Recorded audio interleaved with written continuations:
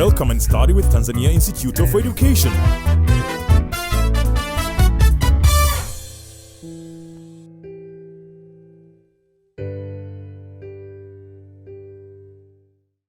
Welcome again, my dear student, in another period. We are proceeding with our topic, listening skills. And today, I'm going to proceed from where we ended in the last period.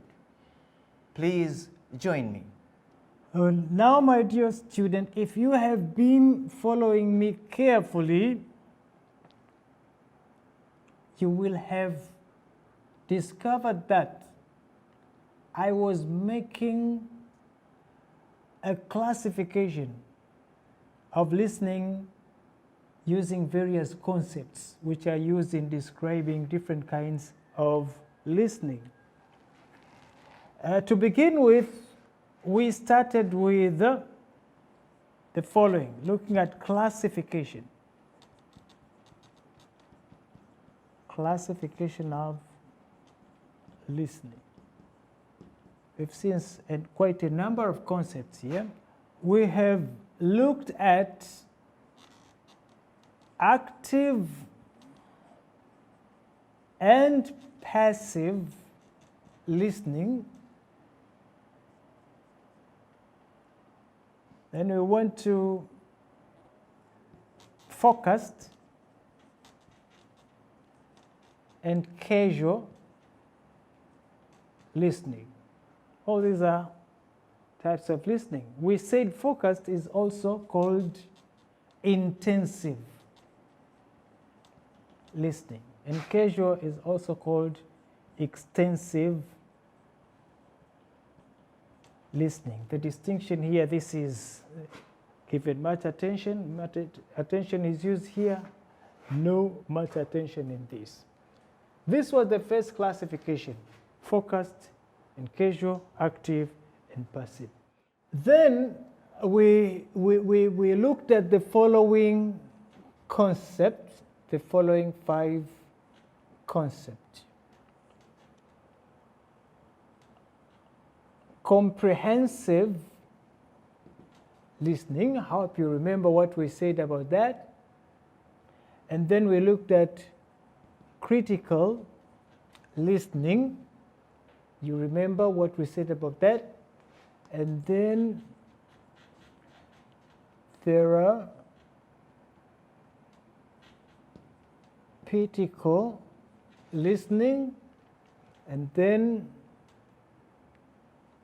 discriminative listening, and lastly, appreciative listening. You need to remember these types of listening. They have some characteristics that differentiate them. So you need to know the definitions. You need to know the definitions of each of these. And lastly, we looked at the distinction of some terms.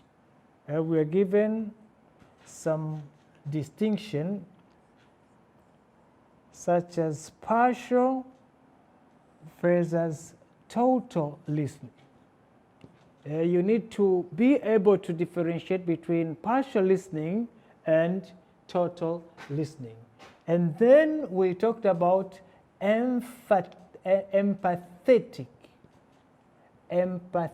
listening and sympathetic listening. What is the distinction between empathetic listening and sympathetic listening? You have to remember this. And then we looked at deep listening as differentiated from evaluative listening. Then we looked at biased listening as differentiated from inactive listening. And lastly, we tried to distinguish between relationship listening and judgmental. Judgmental listening. So all that was about the way different scholars have classified listening, giving us different terms. You need to be able to know how to distinguish these, to know how to define these, and also to know how to distinguish these. So far, so good. I think this has helped to show you what we've been talking about all along, from where we started to where we ended.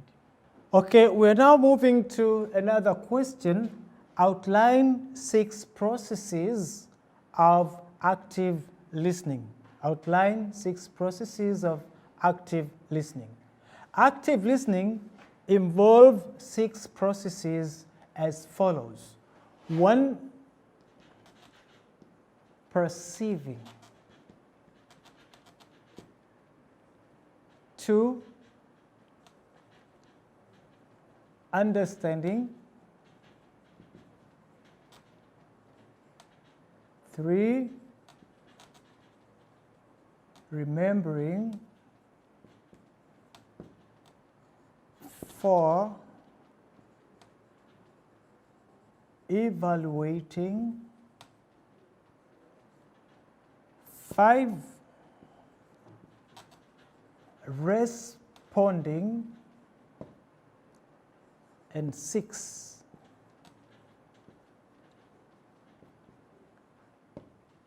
considering. These are the 6 processes that are involved in active listening.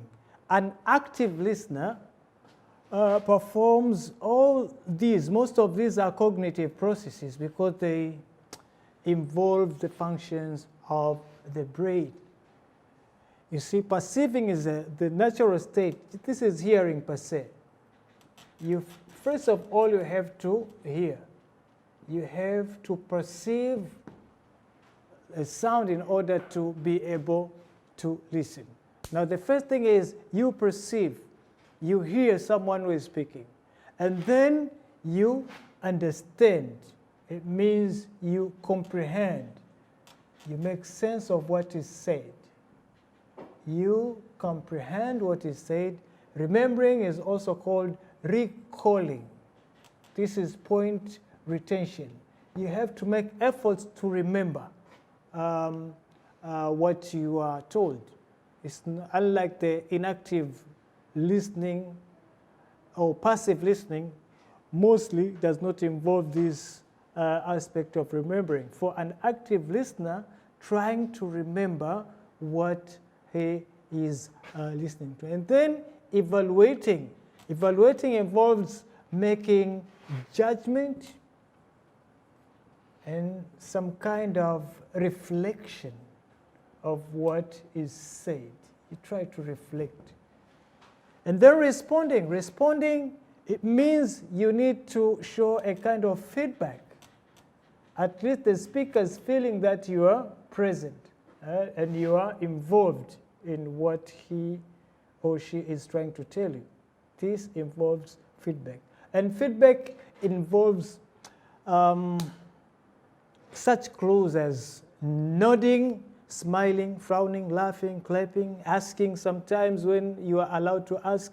It shows that you are involved in the listening activity. And then taking into consideration all that has been said.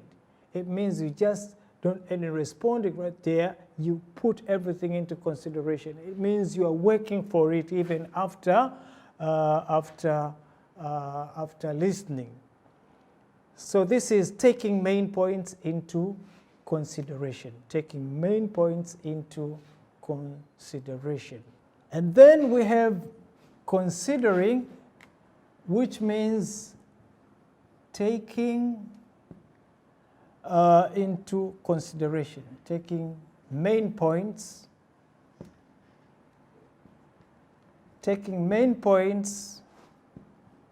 into consideration. Now, I would like to tell you something about this. We are talking about processes involved in active listening. Processes involved in active listening. It means the speaker here is also involved. For example, from the phonetic point of view, we have the speaker here who is producing a message. And then the message is transmitted. The sound waves are transmitted to reach the listener here. You see, now the activeness involves the interaction between the speaker and the listener. We are focusing on the listener. This can be active because he has to speak something, but this can be inactive.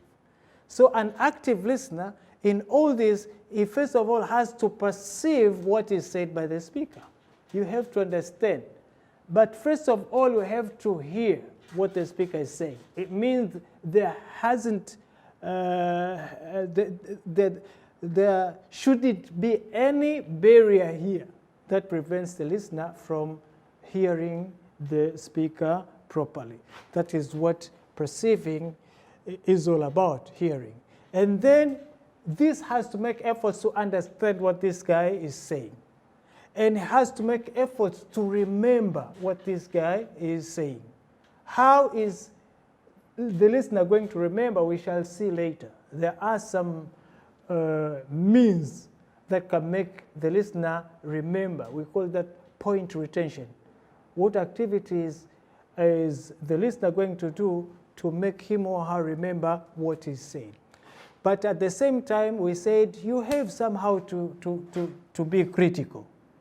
In being critical in what is said, it means you evaluate. You make a judgment. You reflect on what is said, whether it makes sense or it doesn't. Now, there is this part of responding. Responding means the listener has to react in somehow. You have to show the speaker that you are following what he or she is saying. As I said, by nodding, smiling. Sometimes you may even wish to ask a question and all that kind of things. And after that, you have to work on all that has been said. You have to consider everything that has been said. It means you're working on it. You see? So this is all about active listening. Active listening, the basic point here is actually responding.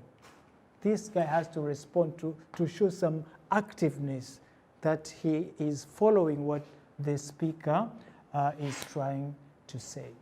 Okay, the first stage is pre-listening stage.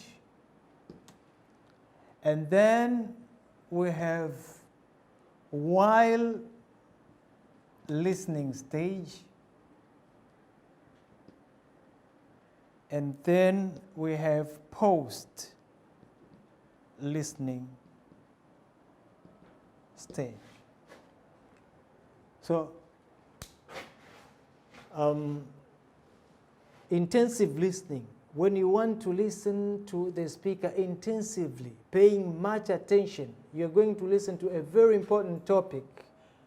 We have these three stages: pre-listening stage, while listening stage, and post-listening stage. What are these stages? Pre-listening stage is the stage before listening, in which a listener prepares to listen by doing a number of activities related to what will be presented. So this is before listening. You have to do some activities before going to the actual listening. So intensive listening needs some preparation. We are going to see that a bit later. Then while listening stage. What is while listening stage? While listening stage is the stage during the delivery of a speech in which the listener is actively involved by undertaking a number of activities related to what is being presented. So while listening stage is the time when the speech is actually being delivered. During the speech, there are also some activities that a listener has to undertake during this stage in intensive listening. And then after intensive listening, we have this post-listening stage. Post-listening stage is the stage after listening to the speech, in which the listener again is involved in a number of activities related to what has been delivered. So there are also a number of activities here which a listener has to undertake when involved in intensive listening. So you just remember, pre-listening, it means before listening, while listening, during the actual listening, and post-listening is after listening. Now, another question is related to pre-listening stage. What activities are undertaken by a listener during the pre-listening stage? So we're going to look at the activities that the listener undertakes during the pre-listening stage. Now, pre-listening stage is used for the preparation of specific presentation. That's a specific presentation. It is pre-arranged kind of, a pre-arranged kind of presentation. For example, a non-spontaneous speech on a specific topic, a lecture, or a class lesson. It is a preparatory stage. A preparatory stage when a listener can undertake such activities as follows. First of all, knowing the venue. You have to know the venue. It means where the speech is going to take place. Knowing the venue and time of the speech or lecture or lesson. So you know the venue and time. You have to know where and when the speech is going to take place. Knowing what the speech is going to be about is also very important. Knowing what the speech is going to be about. Knowing the topic, the subject matter. You just can never go to listen to anything that is presented without knowing exactly what is being presented. You may end up attending to a speech which does not concern you. So obviously the speaker, the listener will know what he or she is going to listen to. Then arriving punctually at the venue. So here we have punctuality. You have to arrive either on time or in time at the venue. And then preparing useful materials. Preparing useful materials that you are going to use during listening. You have to prepare useful materials. For example, you have to have your notebook and a pen ready for the whole involvement in the speech. And then getting in the venue before the speaker or the lecturer or the teacher.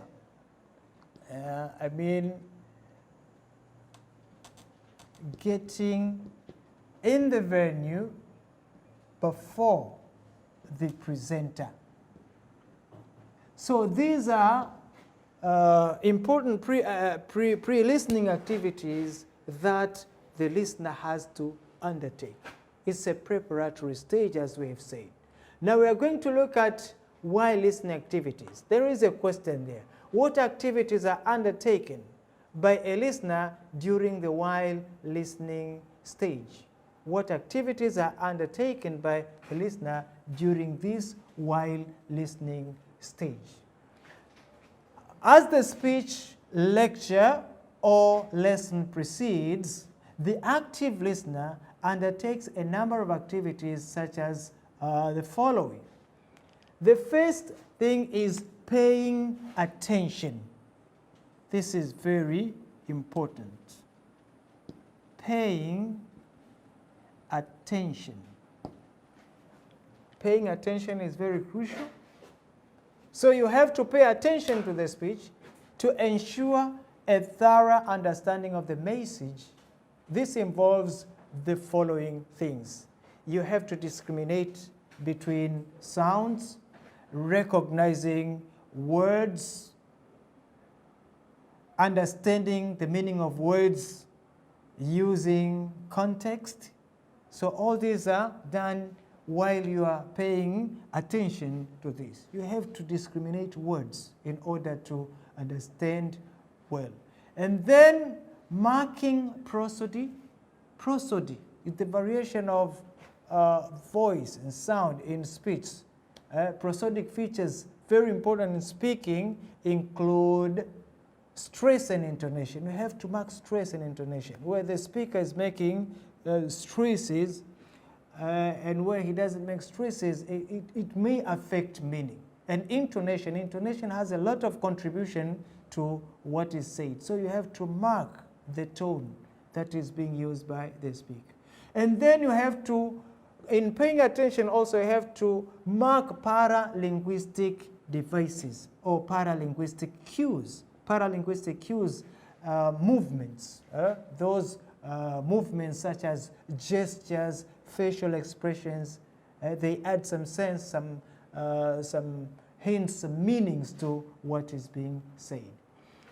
The second thing, another thing, being aware of the speaker's use of a referential language. You have to be aware of the speaker's use of referential language and cohesive devices, the references he is making. These are what we call forward and backward references. It means you are following we are flowing with the cohesive devices. As the speaker is speaking, you have to listen to those cohesive devices, linking items which are making, a clear link between one idea and another. And then you have to make inferences. You have to make inferences. You have to infer. Inferring means if the speaker says this, it means he also means this. So you have to have some other meanings which are not directly expressed by the speaker. That can be done only by a person who is paying attention. And then figuring out connotation, idioms, and any implied senses. A speaker may use connotations, other meanings than the real meaning of words. He can use idioms which needs interpretation.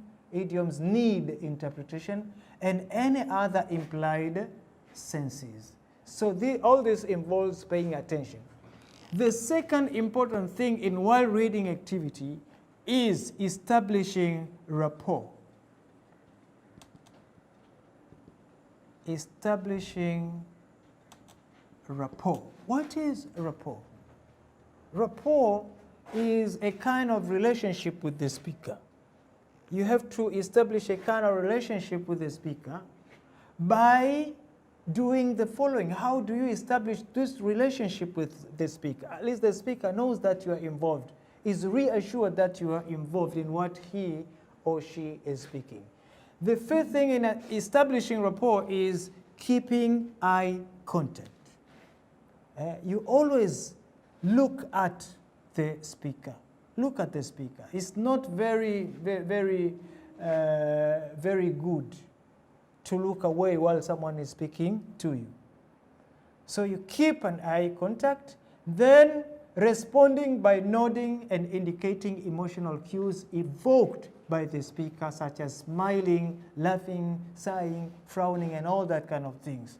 You have to respond, responding by nodding, indicating that you are following the speaker. You are giving some signals that at least encourages, the signals that encourage the speaker to keep on speaking and knowing that you are following what he is saying. You are being cooperative, in other words. Asking for clarification, if allowed. This must be allowed first. Asking for clarification. you also establish rapport by the speaker and asking clarification. If you ask clarification from the speaker knows that this person is really following me.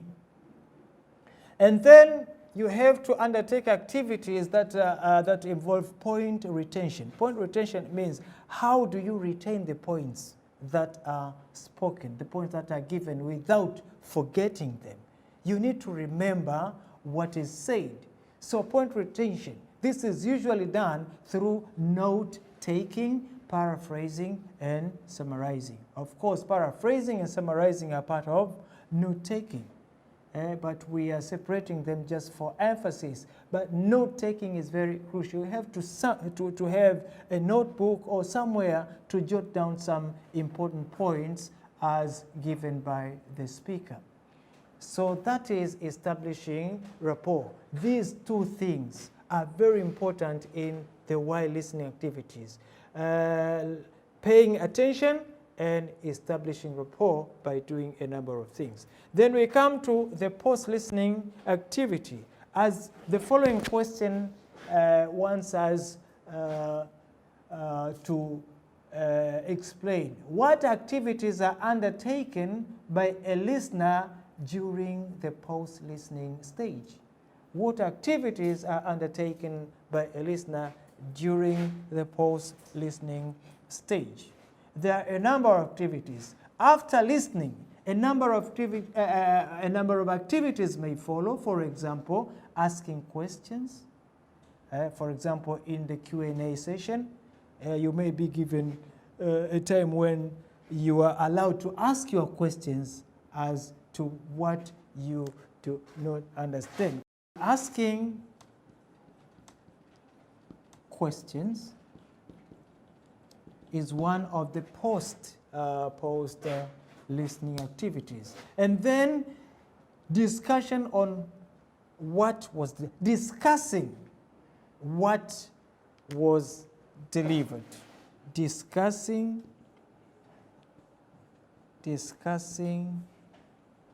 what was delivered. This helps you to understand it even more, to understand it better. And then reviewing the notes taken. You have to review the notes you have jotted down when the speaker was speaking. Reviewing your notes. Reviewing your notes, you look at them, how they are well organized, and writing them in a good order. After reviewing them, you're writing them in a good order, because when you were writing so fast, so that at least before the speech has, been somehow forgotten, you have to put the things in order at the time when you still remember what has just been said. And then reading recommended books or other materials. This is done for further reference. Reading recommended books. The speaker might have given further reference that to understand this topic very well, or to understand this section of the speech very well, you go and read something and that kind of things. And then doing assignment, if they are given, especially for students, doing assignments provided after the delivery of the speech. These are post-listening activities. So, my dear student, you have seen that listening is so demanding. It's so demanding that in intensive listening, you have to prepare yourself in the pre-listening stage. You have to do some activities. You are an active listener, so you have to involve yourself in a number of activities as we've seen in the while listening stage. And then after listening, you also have to do some other important things for you to benefit from what has been said. Okay, the following question now reads, give brief explanations on what an active listener has to do when taking notes during listening. We've seen in the while listening activities, in one of the activities here is point retention. Point retention. Point retention means you need to retain the points. So what is the listener doing when taking notes? When taking notes during listening, an active listener performs a number of activities related to note-taking. These include activities during note-taking. What are we really doing when we are taking down notes during the speech? Jotting down important points, jotting down important points. The second thing that you have to do is paraphrasing. Paraphrasing ideas. I think I need to tell you a bit about this paraphrasing. To paraphrase is to write what is said in your own words in order to make it shorter and easier, because you can never take everything that the speaker is speaking. So you paraphrase, you give the same point using other words, mostly your own words that you're sure that you are going to understand later when you make reference to your points. Summarizing long explanations. So here we know summarizing is very important. Summarizing. You have to summarize what is said. You just don't have to take all the paragraphs, all the long explanations, the long phrases that the speaker is speaking. You have to summarize. You just take some main points. And then you use symbols. Using symbols and abbreviations. Symbols and abbreviations, because you just cannot write everything that the speaker is saying. This is in order to cope with the pace of the speaker, to cope with the speed of the speaker. So you have to use a kind of shorthand. You use symbols and abbreviations, as we are going to see later. So these are the things actually the listener has to do, an active listener. This is the meaning of being an active listener. You perform a number of activities that will facilitate your listening. So activities during note-taking are such as this. Now, another question is, how can you identify important points in a subject as you listen to your teacher? As you listen to your teacher, you have to identify that at this juncture, at this moment, at this time, the teacher is giving an important point. What is signaling you to understand now the teacher is giving an important point? There are some things that you have to note. To indicate important points, speakers tend to do a number of things while delivering their speeches. Teachers also employ such techniques when giving instructions.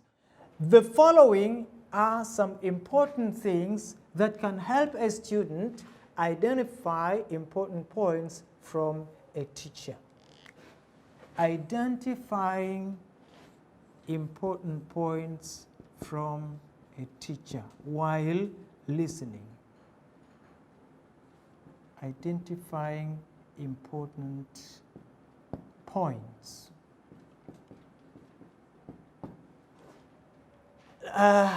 Usually teachers make introductory remarks.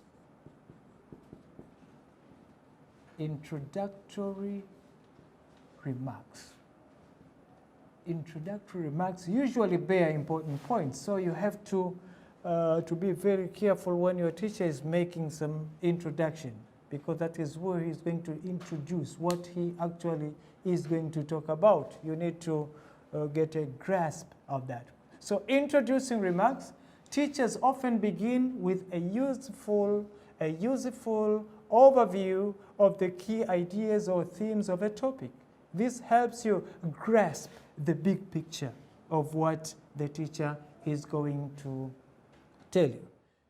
Okay, the second important thing is verbal signposts. Verbal signposts that indicate something important is about to be said. Teachers often signal key information by some phrases. These phrases are what we call verbal signposts. They are phrases or words that are telling you something about what the teacher is doing as he is speaking. For example, he can directly tell you, this is important. When the teacher tells you, this is important, you mark that is important. It means he's going to tell you directly that that is an important point. Now, verbal signposts that indicate something important is about to be said. Teachers often signal key information with phrases like, there are 4 main aspects. You know, there he is going to tell you that now I'm going to talk about 4 main or important aspects. You have to know that what is following now is important because he has already given you a verbal signpost indicating that what follows is important. He may also tell you directly, this is important, or mark the such words as to sum up. When your teacher says to sum up, it means he's going to repeat the same points, but in a nutshell or in short. And then another thing that they do is repetition. Repetition. Important points will often be repeated. Repetition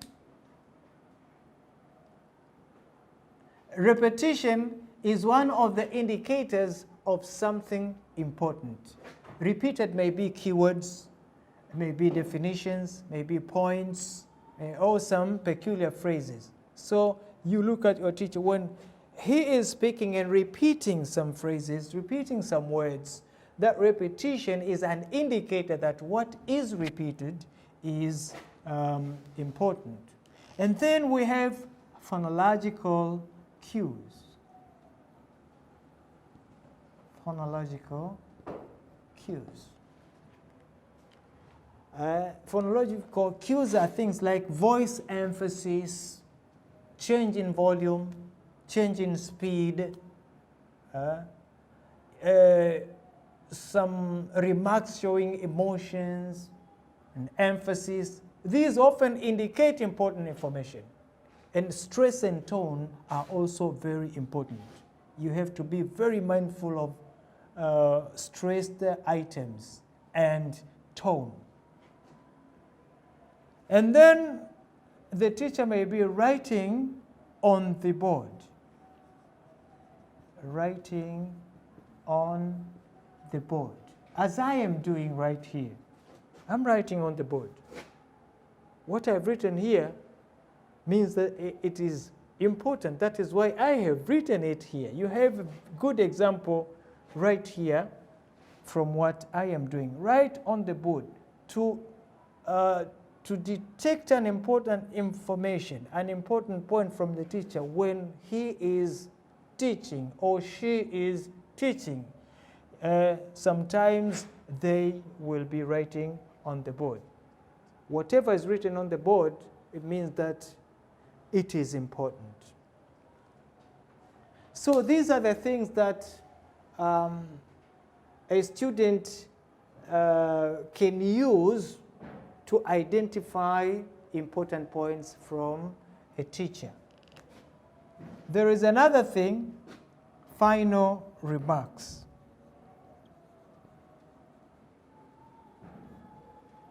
Final remarks.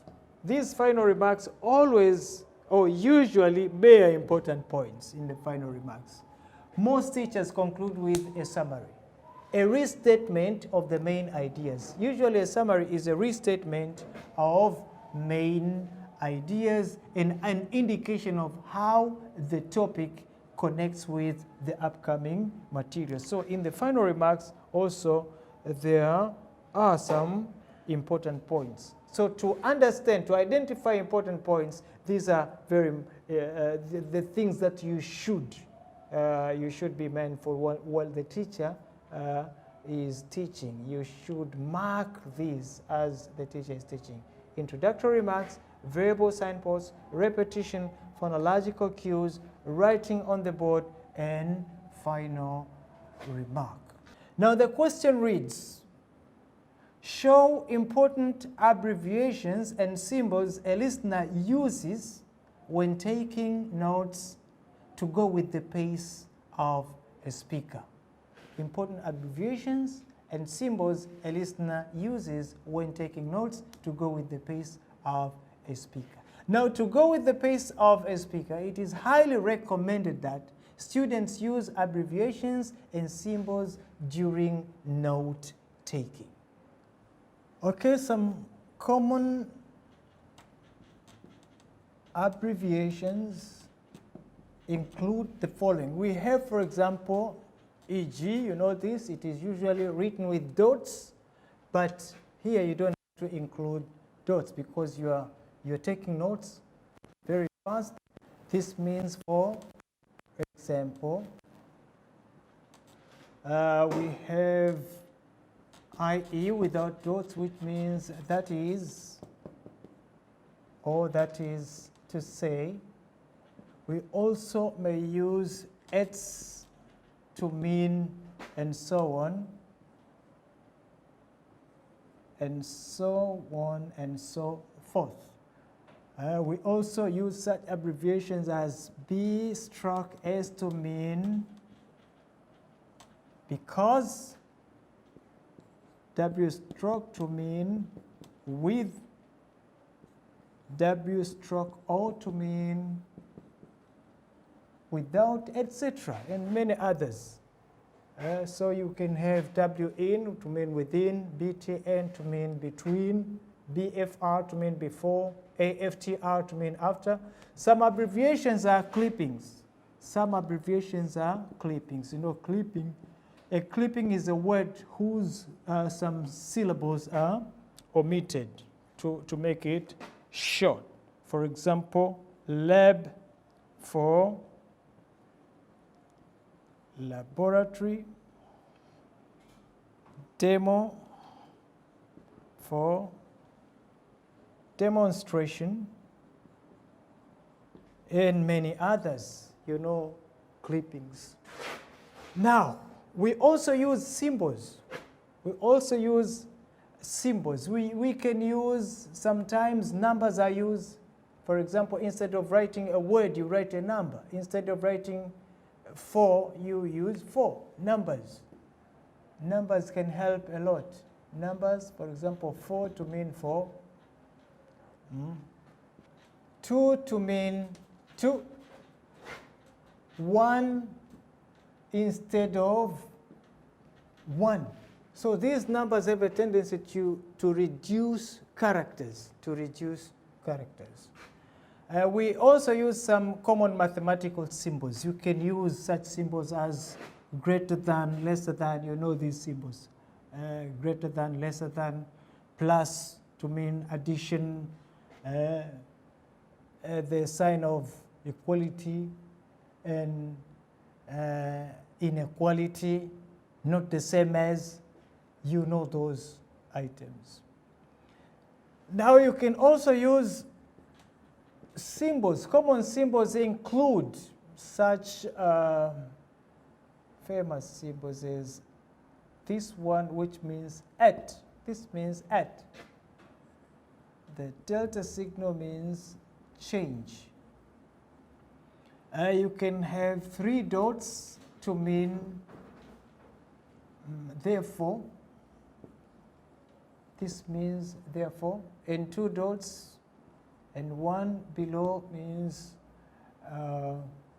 it means because. Also, instead of writing B stroke S, you can use this symbol, the ampersand. The ampersand always means and a lot of other symbols. There are many standard and personal symbols used in note-taking. Try to find some more. You can try to find some more. So far, so good, my dear student. Now I want to give you a task. I'll leave you with an assignment that you are going to try. You may discuss with your friends. Try to reflect all that we have studied and attempt the following 2 questions. The first question says, categorically outline the barriers to effective listening. Categorically outline the barriers to effective listening. Whatever barriers you know, barriers are the things that hinder a listener from listening properly. And the other question, briefly describe at least 10 bad listening habits an effective listener has to avoid. Briefly describe at least 10 bad listening habits an effective listener has to avoid. Discuss that with your friends, but you can also look them from your reference books. For example, the most used reference book is Advanced English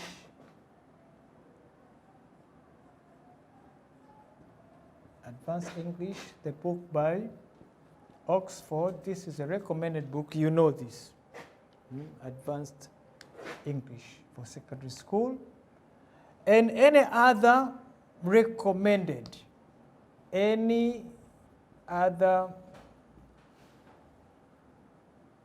recommended book. Use these. You can also use the internet. For those who have access to the internet, you can use the internet to look for those. At least you have to develop this information searching behavior. You depend on yourself, so try to do the questions with your friends, with your teachers sometimes if you happen to meet them. Now, my dear student, I'm glad to inform you that we have come to the end of our lesson. I hope you have enjoyed the lesson. Now, until we meet next time for another lesson, I'm your teacher, Ustad Shaban B. Omar, telling you bye-bye.